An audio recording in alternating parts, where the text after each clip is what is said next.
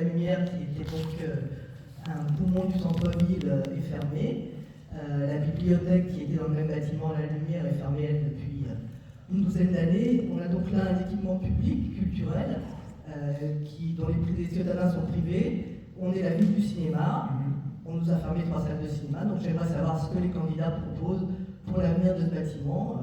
Nous, on souhaite bien évidemment garder un équipement public avec des salles de cinéma. Et je voudrais dire, puisque tous les candidats ont exprimé leur attachement à la concertation et à l'écoute des ciotadins et ciotadines, qu'on avait fait circuler une pétition qui a quand même recueilli 7000 signatures, ce qui est pas mal, je crois, une pétition qui demandait le maintien des salles de cinéma et la création d'un équipement culturel dans la lumière, ce qui est aussi un point positif pour la redynamisation du centre-ville. Merci. Allez, on fait un petit tour de table très court. Merci pour la question. Vous commencez, on fait là, très court dans la réponse pour qu'on puisse favoriser les questions. Allez-y. Je vais être extrêmement court. Le projet qui est porté par le collectif La Culture Salurge, j'étais signataire de cette pétition, je le partage. Donc nous ferons ce que propose la Culture Salurge, c'est-à-dire réouvrir le cinéma Lumière avec 3 salles minimum et en faire un lieu à vocation culturelle et artistique. Il n'y a pas aucun doute là-dessus, c'est une de nos priorités. Hervé Itrec. Bon, moi je suis catégorique, c'est non, c'est un grand non. Pourquoi? Parce que, c'est pas parce que je suis contre la culture et contre le cinéma, bien au contraire, mais 3 salles de cinéma à La Ciotat, ça voudrait dire la mort de l'Éden, et ça voudrait dire aussi que le cinéma Lumière ne pourrait pas vivre. En revanche, qu'on utilise la halle cinéma Lumière et qu'on utilise aussi l'espace médiathèque pour les métiers du cinéma, oui, c'est ce qui se passe actuellement, d'après ce que j'ai vu. Donc je suis tout à fait favorable à ça. Les métiers du cinéma, oui. Salle de projection, non. Bernard Oglou, sur cette question-là, vous avez un micro sur votre table. Question claire, réponse claire, allez-y. Alors, moi je ne suis pas contre, mais ça ne sera pas ma priorité. Ma priorité, c'est d'apporter la culture sur l'ensemble des quartiers de La Ciotat.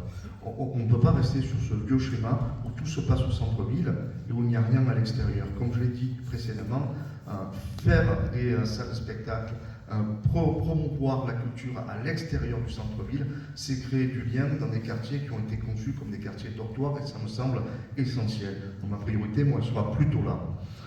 Après, on peut faire plein de choses effectivement sur les halles, la formation, pourquoi pas. Je pense que là, il y a une réflexion qui est plus globale. Durant tout mon mandat, moi j'ai œuvré pour faire des formations sur chantier naval. Elles auraient dû ouvrir il y a 1 an et demi, et au rapport de la Cour des comptes, ça n'a pas pu être fait, mais ça aurait été quelque chose de merveilleux, je le reprendrai immédiatement derrière l'élection, de façon à ce que ces formations s'ouvrent, mais pourquoi pas les formations aussi liées au cinéma, avec une salle de spectacle, pourquoi pas. Il y a suffisamment de place pour tout mettre là-dessus. Mais ma priorité... Si on n'avait pas déjà un cinéma d'art et d'essai, l'Éden à La Ciotat, j'aurais pas répondu comme ça. Mais moi je pense que concernant les halles Lumière, il faut être plus audacieux. Aujourd'hui, et d'ailleurs je suis que le colporteur de cette information, on est revenu vers moi en me disant aujourd'hui à La Ciotat, il manque un tiers-lieu culturel pour les jeunes, les familles, les enfants. Et associé à ça, pour pouvoir se retrouver, pour aller boire un verre l'après-midi, jouer avec les enfants, manger, pourquoi pas réfléchir à retenir ce qui était à l'origine en fait, cette halle qui était une halle alimentaire, avec des commerçants, refaire vivre la place qui est autour aussi. Je ne sais pas si pour bon nombre d'entre vous vous y êtes allés cet hiver, mais moi je trouve que le marché de Noël qui a été porté dans cette place-là, c'est un succès. Et le faire revivre tout au long de l'année, accès avec la halle, voilà, c'est ça que nous on propose. Effectivement, on veut ouvrir les halles Lumière, mais pour nous il faut aller plus loin, c'est-à-dire qu'il y a plein de lieux dans La Ciotat, il y a plein de lieux qui ne sont pas utilisés et qui pourtant sont des lieux culturels qui sont importants et qui sont sous-utilisés. Et il y a une phrase qu'on a repris en tête de notre programme sur la culture, c'est la culture ne s'hérite pas, elle se conquiert. C'est Malraux qui a dit ça.